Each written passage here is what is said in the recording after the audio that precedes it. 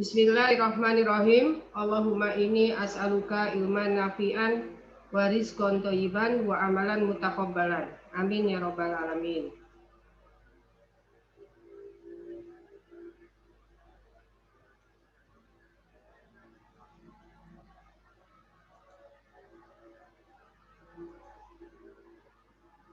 Ya, sudah Ibu pindahkan ya, Pak Ari ya.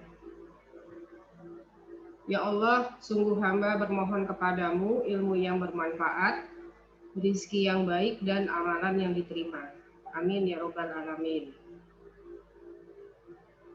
Pertama-tama kita panjatkan rasa syukur kita, juga segala puja dan puji hanya kehadirat Allah Subhanahu wa Ta'ala atas barokah, rahmat, dan hidayahnya, sehingga kita hari ini bisa melaksanakan perkuliahan hukum acara perdata 3.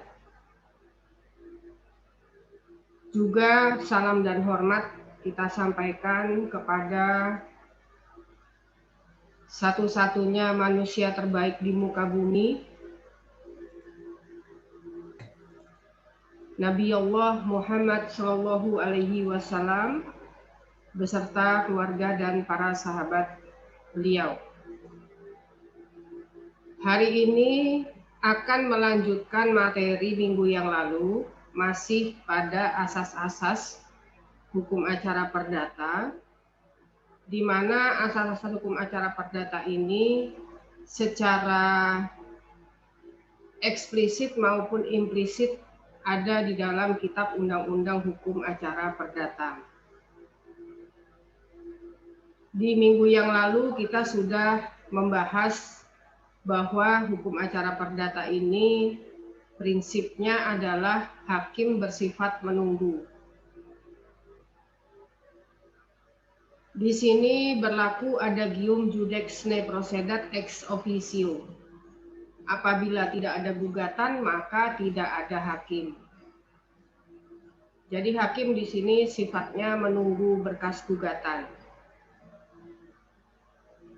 Apabila ada perkara yang diajukan, maka hakim tidak boleh menolak, walaupun dengan dalih tidak ada dasar hukumnya atau dasar hukumnya tidak jelas. Di sini berlaku ius coria novit, hakim tahu akan hukumnya. Maka hakim diperbolehkan menggunakan wewenangnya untuk melakukan penemuan hukum.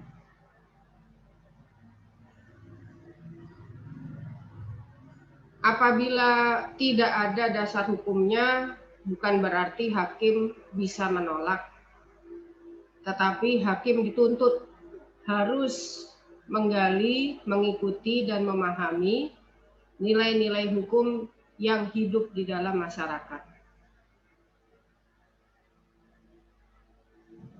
Minggu lalu juga sudah dibahas bahwa meskipun hakim ini bersifat menunggu dan kemudian hakim tidak boleh menolak berkas gugatan yang masuk, tetapi dalam pelaksanaannya berkas gugatan yang tidak ada dasar hukumnya ditolak oleh pengadilan.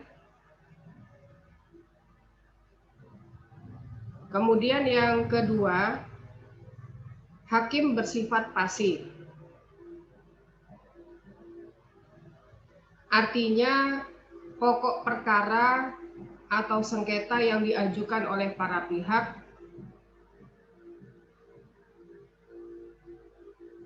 diajukan atau ditentukan berkas gugatannya oleh para pihak, bukan oleh hakim. Jadi hakim tidak dapat menambah atau mengurangi pokok perkara yang diajukan oleh penggugat dan tergugat, para pihak yang bersengketa. Ya, tidak boleh mengurangi, tidak boleh menambah.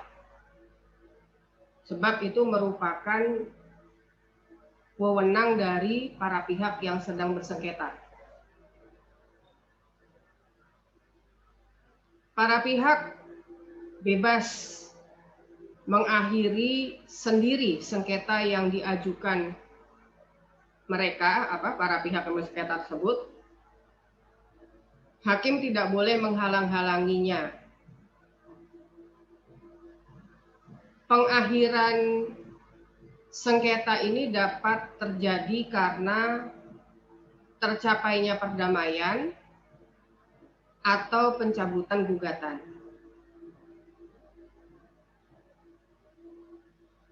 Pada prakteknya, asas ini sudah dijalankan oleh hakim-hakim karena memang termasuk dalam undang-undang kehakiman dan juga di dalam Kitab Undang-Undang Hukum Acara Perdata. Memang merupakan kewajiban hakim untuk selalu menawarkan kesepakatan atau perdamaian kepada para pihak di setiap sidang sampai inkrah. Jadi mulai dari sidang pertama sampai akhir sebelum pembacaan putusan masih ditawarkan apakah para pihak sudah tercapai perdamaian atau belum. Gitu ya. Nah, ini kewajiban. Share screen.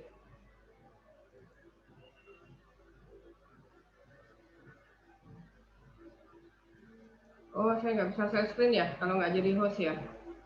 Kalau gitu dipindah lagi Fahri hostnya.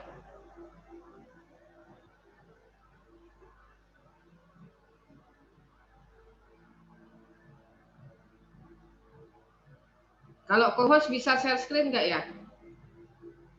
Tapi udah masuk semua ya mahasiswanya ya, saya nggak usah admit lagi ya. Ya, iya okay. Bu, udah masuk semua Bu. Ya. Bentar, saya share screen.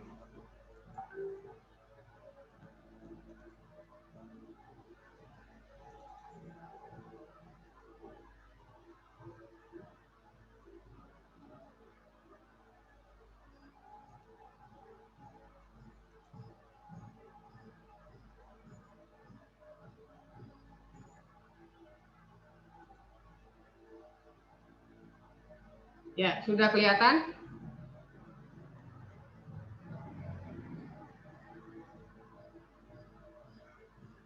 Udah kelihatan belum? Share screen-nya.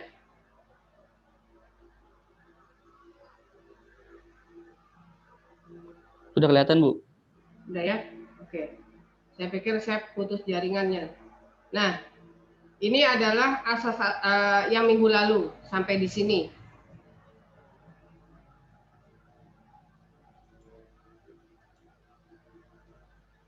Nah, hakim bersifat pasif ini juga mengandung arti bahwa hakim wajib mengadili, memeriksa dan memberikan pertimbangan seluruh gugatan dan dilarang menjatuhkan putusan atas perkara yang tidak dituntut atau mengabulkan lebih daripada yang dituntut. Ini disebut sebagai ultra petitum. Jadi tidak boleh hakim itu ini ya memperluas, kalau ini mengabulkan lebih daripada yang dituntut. Kemudian tidak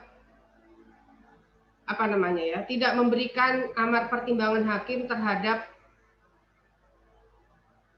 salah satu tuntutan yang ditolak. Gitu. Jadi apakah itu ditolak atau diterima itu harus ada amar pertimbangannya. Kenapa?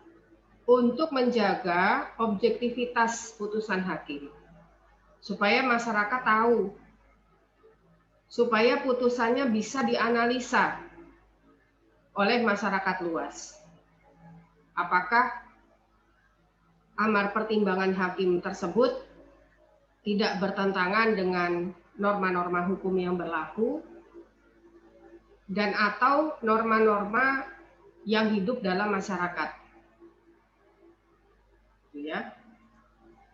Nah, jadi ultra petitum ini sudah kita bahas juga di minggu yang lalu bahwa dalam hal gugat cerai yang latar belakangnya adalah KDRT atau kekerasan dalam rumah tangga, sudah terbit SEMA yang mewajibkan hakim untuk mengabulkan lebih daripada yang dituntut. Tapi ini khusus kalau gugat cerainya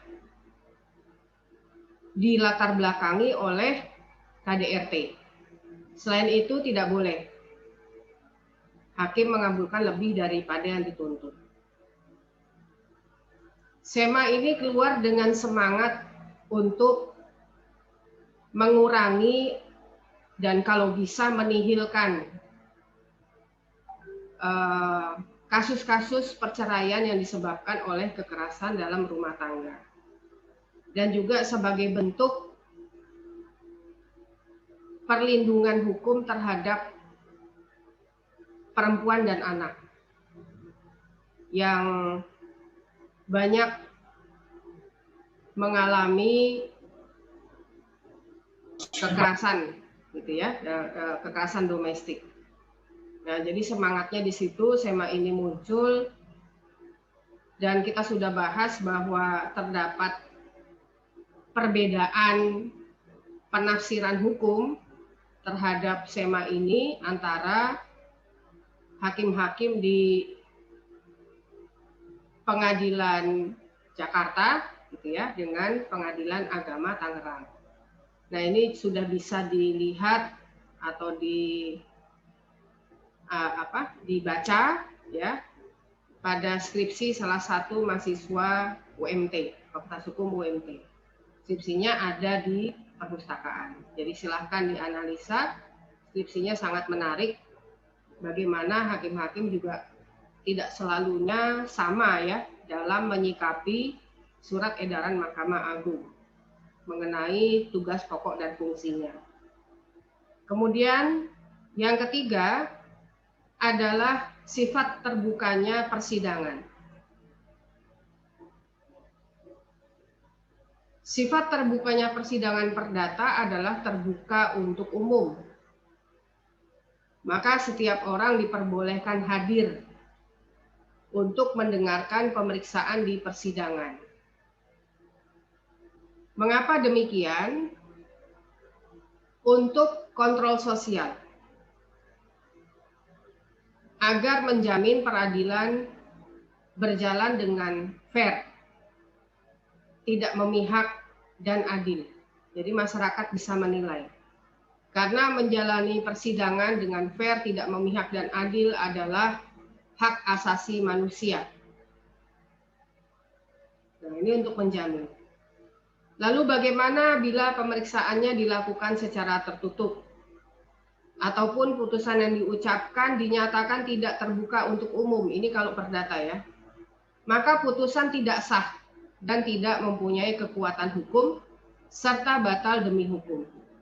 Jadi putusannya batal demi hukum. Sifat terbukanya persidangan ini juga diatur dalam Undang-Undang Kekuasaan Kehakiman.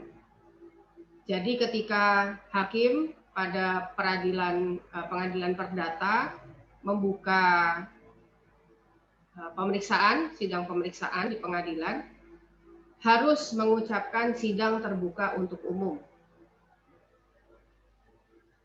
Gitu ya, baru palunya diketok.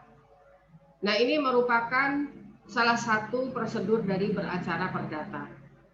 Kalau hakim tidak melakukan ini, maka putusannya tidak sah dan batal demi hukum. Gitu ya. Ya, jadi pada persidangan perdata sidangnya terbuka untuk umum, pada peradilan pidana bisa terbuka untuk umum, bisa sidang tertutup.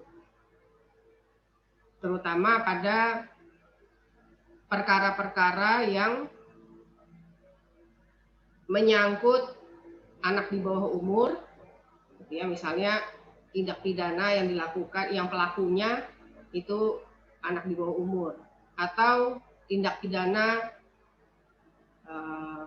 yang berkaitan dengan pelecehan seksual. Nah, itu sidangnya tertutup. Kemudian, apakah persidangan perdata bisa dilakukan secara tertutup? Bisa. Apabila ditentukan oleh undang-undang berdasarkan alasan yang patut dimuat dalam berita acara yang diperintahkan oleh hakim. Contohnya, perkara perceraian. Contoh yang lain, perkara perzinahan. Yang keempat, asas dalam hukum acara perdata, mendengar kedua belah pihak, audi et alteram partem. Hakim harus netral, tidak memihak, sehingga pihak-pihak yang berperkara harus diperlakukan sama, diberikan kesempatan yang sama. Tidak boleh memberikan perlakuan istimewa kepada salah satu pihak. Hakim tidak boleh memihak. Masing-masing penggugat maupun tergugat diberikan kesempatan jawab-menjawab, saling bantah-berbantah yang sama. Jadi karena memang harus didengarkan, ya hakim tidak boleh hanya mendengar jawaban salah satu pihak saja, harus dua-duanya. Dua-duanya juga punya hak yang sama untuk mengajukan alat bukti di muka sidang.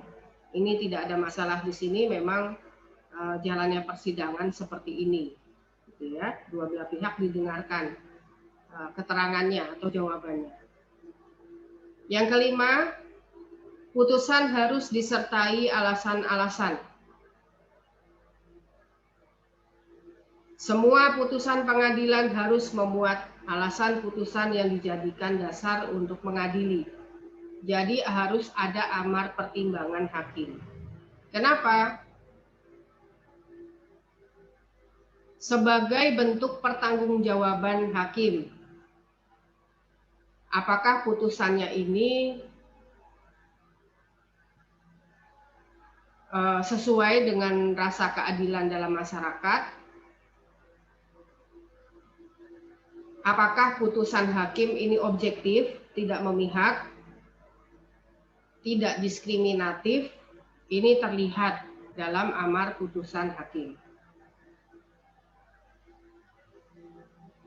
Di sini ada perintah dari Mahkamah Agung bahwa putusan yang tidak lengkap atau kurang cukup dipertimbangkan merupakan alasan untuk kasasi dan harus dibatalkan. Nah, jadi tidak pernah ada putusan hakim tanpa disertai amar pertimbangan hakim. Bagaimana kalau amar pertimbangan hakimnya ini subjektif? Kacamata subjektif ini bisa dari penggugat, bisa dari tergugat ya. Nah, maka para pihak yang menilai putusan hakim ini atau amar pertimbangan hakimnya ini subjektif, dia bisa mengajukan banding. Kalau di tingkat pengadilan tinggi dinilai putusan majelis hakim pengadilan tinggi ini subjektif, maka bisa mengajukan kasasi, gitu ya. Kemudian yang keenam, beracara dikenakan biaya, yaitu biaya kepanitraan, biaya panggilan, biaya materai. Siapa yang membayar? Pihak penggugat. Bagaimana dengan advokat? Dalam beracara perdata, advokat ini merupakan pilihan opsional. Bisa menggunakan jasa advokat, bisa juga tidak menggunakan jasa advokat.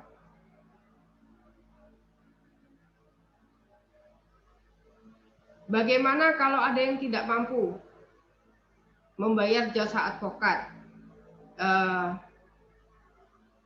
Dia bisa mengajukan permohonan rodeo, beracara secara cuma-cuma. Ya, ini biasanya di lembaga-lembaga bantuan hukum. Yang di setiap universitas, yang universitasnya itu ada fakultas hukum, ini sudah pasti ada lembaga bantuan hukum. Nah, di sini bisa meminta cuma-cuma, gitu ya, untuk fee advokatnya. Lalu kalau untuk masyarakat yang tidak mampu membayar biaya perkara, apakah bisa beracara? Bisa. Mengajukan SKTM ke kelurahan tempat penggugat berdomisili.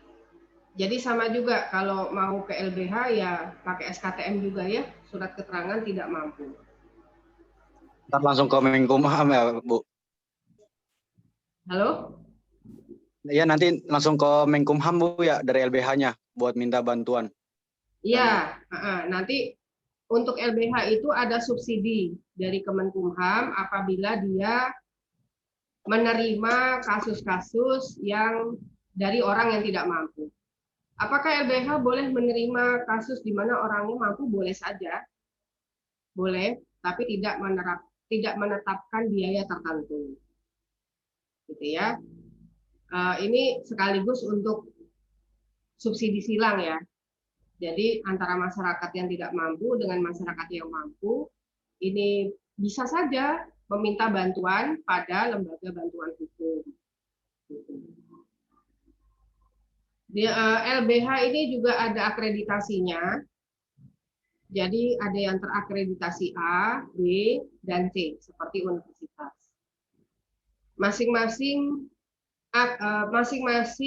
peringkat ya, masing-masing peringkat itu mendapatkan subsidi dari Kemenkumham yang berbeda. Jadi misalnya kalau saya nggak tahu kalau yang aturan baru ya, kalau yang akreditasi C, dia bisa mendapatkan akreditasi C apabila minimal menangani 2 perkara pidana, 4 perkara perdata. Gitu. Nah, nanti dapat subsidi dari Kemenkumham. Ya. Kalau yang akreditasi B itu lebih banyak lagi, misalnya 3 perkara pidana, 8 perkara perdata. Jadi sudah ada ketentuannya di Kemenkumham, sudah ada undang-undang lembaga bantuan hukum, di situ jelas tertera semua. Ya. Termasuk yang non litigasi ya, non litigasi juga ini termasuk pada penilaian juga dari Kemenkumham untuk mendapatkan subsidi. Jadi tidak harus litigasi, non litigasi juga menjadi pertimbangan. Karena tercapainya perdamaian para pihak yang bersengketa itu juga merupakan hasil kerja LBH. Jadi tidak lantas, kalau tidak ada kasus itu tidak dinilai oleh Kemenkumham, tidak. Jadi kalau para pihak datang, LBH berhasil mendamaikan para pihak, itu juga termasuk hasil kerja. Karena tidak mudah, sangat tidak mudah untuk menyarankan perdamaian para pihak yang berperkara. Terutama kalau perkaranya mengenai waris. Nah, ini masing-masing pihak biasanya merasa paling benar, gitu ya. Nggak mau berdamai. Nah, kemudian asas-asas HAPER tidak ada keharusan mewakilkan. Tidak ada keharusan dalam peradilan perdata itu untuk memakai kuasa hukum. Ini berbeda dengan pidana. Pidana apabila sebuah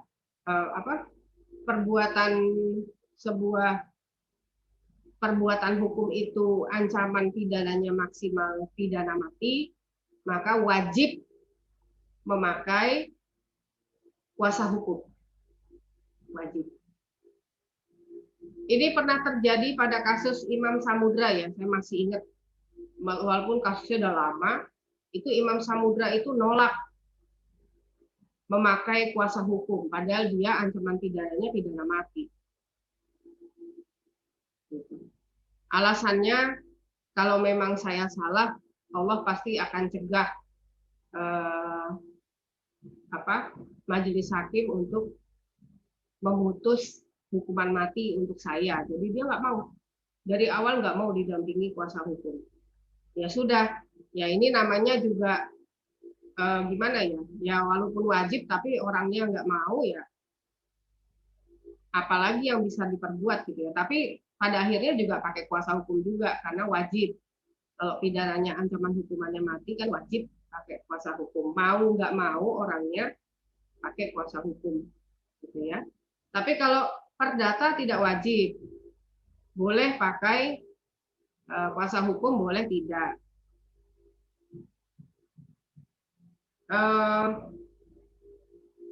Apakah kuasa hukum harus seorang advokat? Ya, harus bergelar sarjana hukum dan sudah punya surat izin praktek, sudah punya berita acara sumpah. Harus SH kecuali kalau perkaranya itu dikuasakan kepada seseorang yang punya hubungan hukum.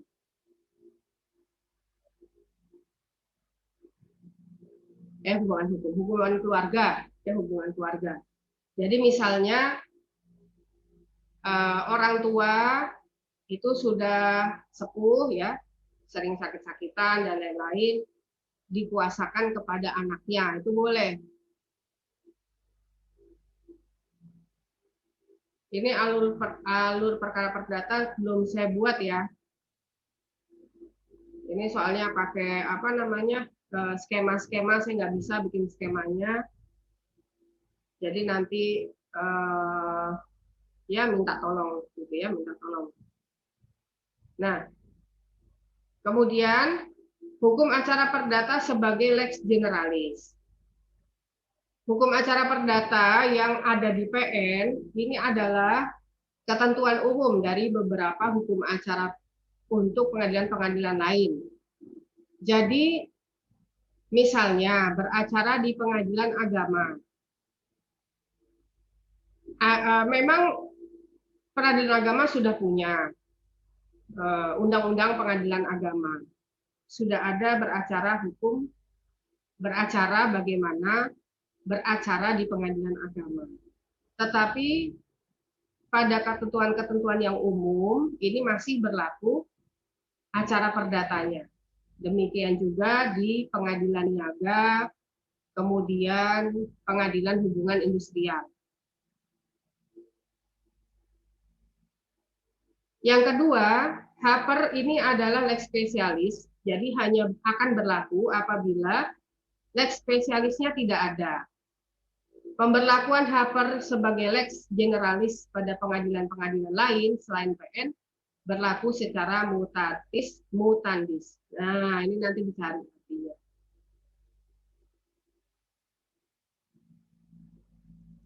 Ya, dicari artinya. Minggu depan saya tanya secara random.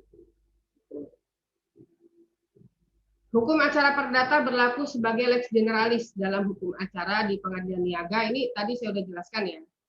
Di pengadilan niaga, pengadilan hubungan industrial, pengadilan agama, dan petun. Berdasarkan undang-undang yang mengatur peradilan-peradilan ini dinyatakan bahwa dalam hal tidak diatur lain, maka ketentuan dalam HAPER berlaku. Masing-masing ini sudah ada undang-undangnya nih, ya. Undang-undang agama, bagaimana beracara di petun, tapi kalau ada yang tidak diatur dalam undang-undang itu, maka ketentuan acara perdata yang berlaku. Ya, masih ada 5 menit, silakan kalau ada pertanyaan. Habis ini kuliah lagi ya? Enggak.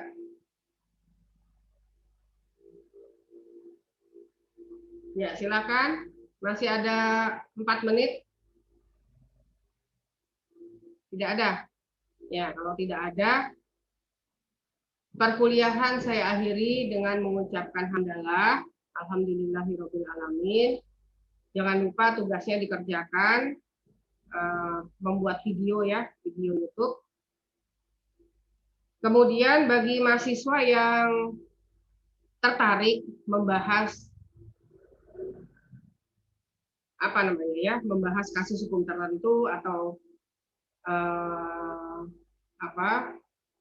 ada kasus-kasus hukum tertentu misalnya mau dibahas, kemudian ingin menjadikannya sebagai tugas, silakan, boleh ya, karena biasanya tugas yang mahasiswanya tertarik secara individu ya, dia secara pribadi dia tertarik mengerjakan tugas tertentu, misalnya ada kasus hukum tertentu, itu biasanya mengerjakan tugasnya itu lebih bagus daripada mahasiswa yang dipaksa dikasih tema oleh dosennya disuruh mengerjakan, gitu ya. Karena mengerjakannya terpaksa, jadi hasilnya bisa jadi kurang maksimal, tapi bisa juga maksimal. Jadi kalau mahasiswa mau membahas kasus hukum tertentu, kemudian ingin berbagi dengan teman-temannya supaya juga dapat nilai tugas, itu bisa dibuat ya, silakan.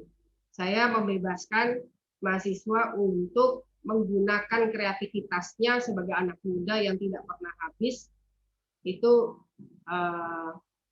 dalam hal perkuliahan ya, silakan. Malah saya senang banget kalau mahasiswa itu tertarik sendiri ya, misalnya ada kasus hukum apa, tertarik sendiri, habis mempelajari, kemudian sharing sama teman-temannya, jadikan nilai tugas ya. Baik, waktunya tinggal beberapa menit lagi ya. Saya akhiri pertemuan hari ini dengan mengucapkan hamdalah, alhamdulillahirabbil alamin. Sampai jumpa lagi minggu depan pada hari dan jam yang sama, insya Allah. Nasrun minallah wa fathun qarib wa basiril mu'minin. Fastabiqul khairat. Wassalamualaikum warahmatullahi wabarakatuh. Waalaikumsalam warahmatullahi wabarakatuh. Terima kasih, Bu. Ya.